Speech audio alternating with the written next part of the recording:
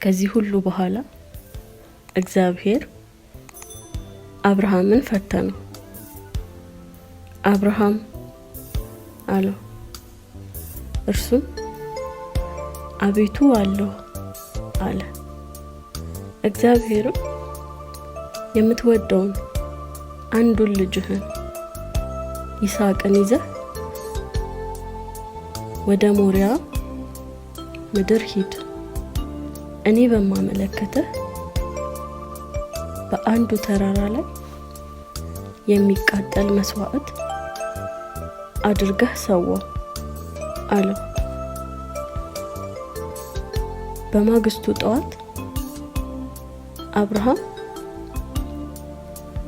ማልዶ ተነሳ። አህያውን ጭኖ ሁለት አገልጋዮቹንና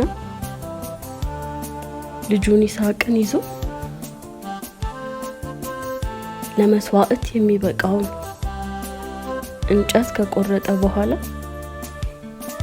እግዚአብሔር ወደ አመለከተው ቦታ ለመሄድ ጉዞውን ጀመረ።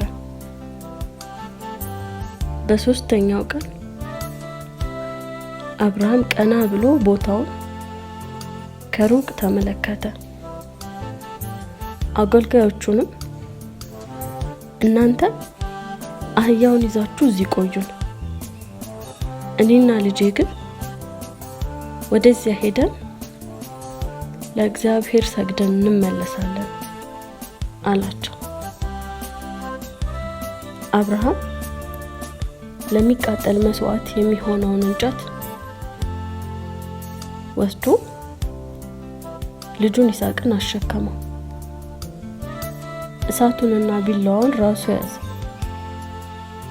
ሁለቱም አብረው ሄዱ። ይስሐቅም አባቱን አብርሃምን አባቴ ሆይ አለው። አብርሃምም እነሆኝ አለሁ ልጄ አለው።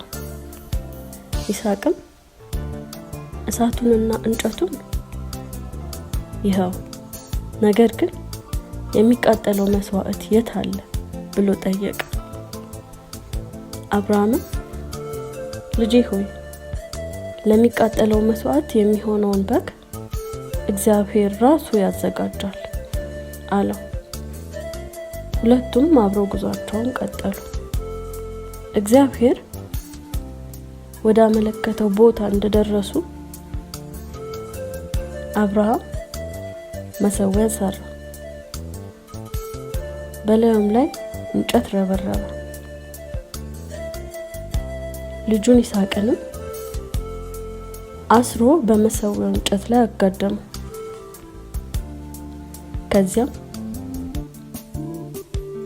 ልጁን ለማረድ እጁን ዘርግቶ ቢላዋውን አነሳ። የእግዚአብሔር መልአክ ግን ከሰማይ አብርሃም አብርሃም ብሎ ጠራው። አብርሃምም እነሆ አለሁ አለ።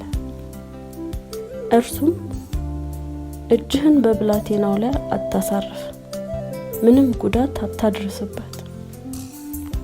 እነሆ እግዚአብሔርን እንደምትፈራ ተረድቻለሁ። ልጅህን ያውም አንዱን ልጅህን ለእኔ ለመስጠት አልሳሳህምና አለው። አብርሃም ቀና ብሎ ሲመለከት በቁጥቋጦ መካከል ቀንዶቹ የተጠላለፉበት አንድ አውራ በግ ከበስተኋላው አየ። ወደዛው ሄዶ በጉን አመጣና የሚቃጠል መስዋዕት አድርጎ ሰዋው። ከዚህም የተነሳ አብርሃም የዚያን ስፍራ ስም እግዚአብሔር ያዘጋጃል ብሎ ጠራው። እስከ ዛሬም ድረስ በእግዚአብሔር ተራራ ላይ ይዘጋጃል ይባላል። የእግዚአብሔር መልአክ አብርሃምን ከሰማይ ዳግመኛ ጠራው።